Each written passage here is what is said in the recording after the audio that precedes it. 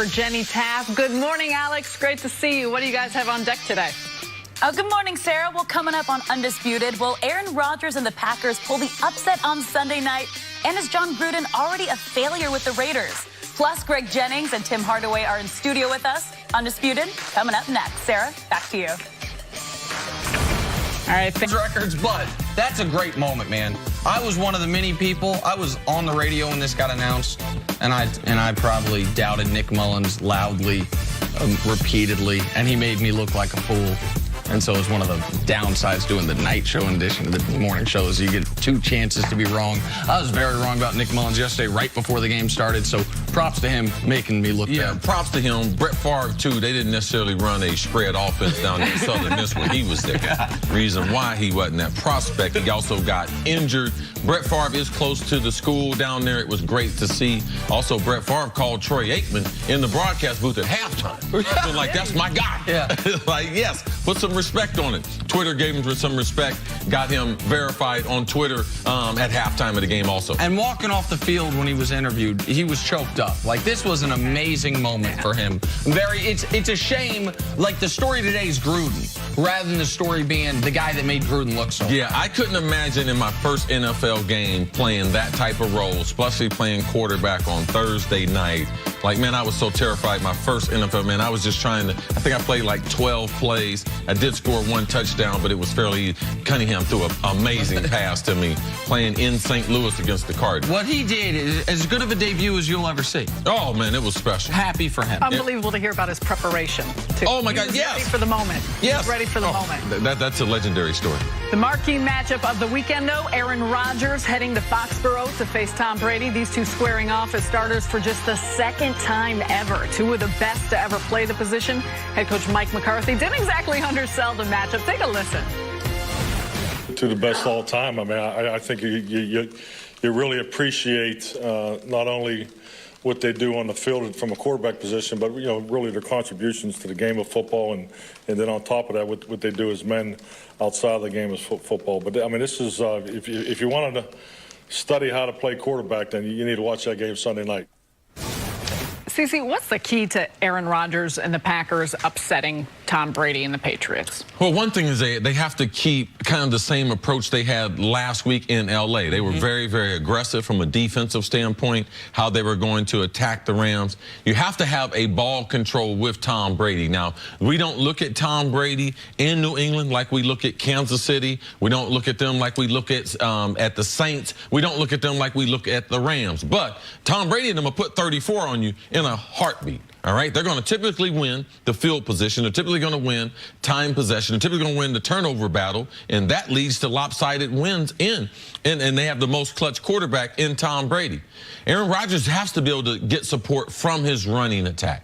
That's what we saw last week in the Rams. It's very, very rare that he ever gets a 100-yard rusher or 100 yards productivity from the running back. We need to be able to see that. I like also to somehow be able to get the running backs in space. New England, historically, they always have a problem with their lack of athleticism at running back. Getting your running backs as receivers, that's one way of being able to do it. But when they get to the red zone, Aaron Rodgers, you got to be able to score touchdowns. You cannot, Crosby, you can't use Crosby to be kicking field goals. They left points on the board in the first half against the Rams. And end up coming back to haunt them at the end. But you got to be able to get touchdowns. And New England, from a defensive standpoint, they do not have an elite rusher to be able to that would worry Aaron Rodgers. But when they get to the red zone, that's when they play their best defense. What the Packers have going for them is the Bills, oddly enough, set a bit of a template for how to slow down the Pats offense. The Bills held the Pats offense out of the end zone until the fourth quarter, until that 10-play, 85-yard drive that salted that game away. And Chicago did a great, your team, Chicago did a great job. You wouldn't think it because you see 38 points, but 14 of those were special teams. The Pats offense has been great in 3 games this year. Those 3 games were the games Sony Michel had nearly 100, he averaged more than 100 yards rushing per game. Like, Sony Michel was limited at practice yesterday. Gronk was out. If I'm the Packers, I'd rather Gronk play and Michel not than vice versa. I think Sony Michel is very important to this Pats offense having balance, to this Pats offense being dynamic, because one thing that is really weird halfway through the season is the Pats are turning the ball over a lot. They have the 7th most turnovers in football this year. Here are the teams with more: Tampa, Buffalo, San Francisco, Jacksonville, Arizona, and the Jets. What do all those teams have in common in addition to being bad? Terrible quarterbacks or rookie quarterbacks, like one of the two. You don't expect a Tom Brady-led team to be doing that. Historically, they don't do that.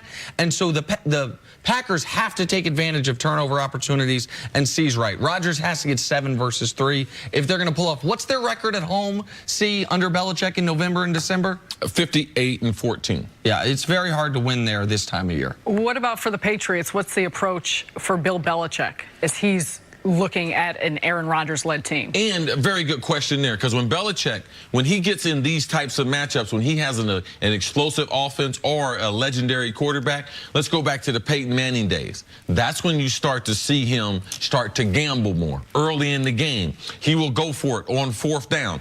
On his side of the 50, like he will try to generate extra possessions for himself that it doesn't come down to that last drive and it being on the losing end against a great quarterback. Moving on to America's Game of the Week, the undefeated Rams heading to New Orleans to take on the Saints, two of the NFL's best offenses facing off, trying to secure prime playoff position. Nick, which team has the edge on Sunday, the Saints or the Rams? It's a very, very slight edge, but I give a slight edge to the Saints because of where this game is, and because if desperation matters at all in this league, the Saints are the team that need this game. They have to have this game. You might say, why? There's only one game separating them in the standings. Well, if they lose the game, now there's 3 back, essentially. 2 back in the loss column, and the Rams will have the tiebreaker. And the Saints know this.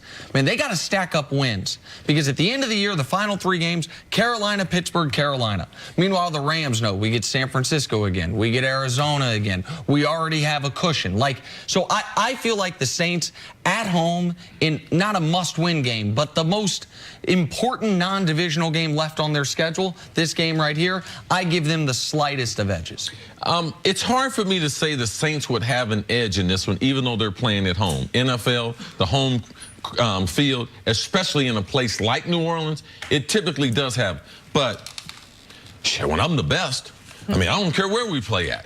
And right now, the Rams are the best team that we have in the NFL.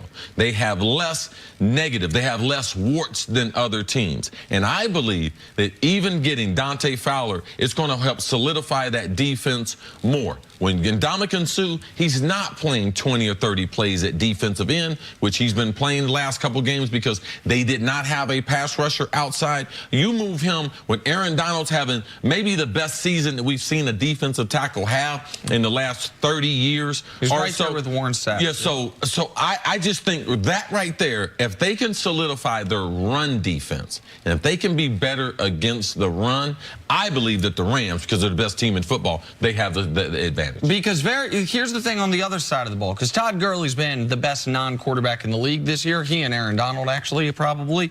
The Saints have the #1 rush defense in football. That's a shocking stat. I couldn't believe it when I saw it. I double-checked it. The #1 rush defense in football. The only way teams have come close to beating the Rams this year is to slow down Jared Goff. The 3 games that have been close wins for them have been Goff's 3 worst games: the game against the Broncos, the game against the Seahawks, and the first half against the Packers. One other thing that I'm going to look for in this game: Sean Payton.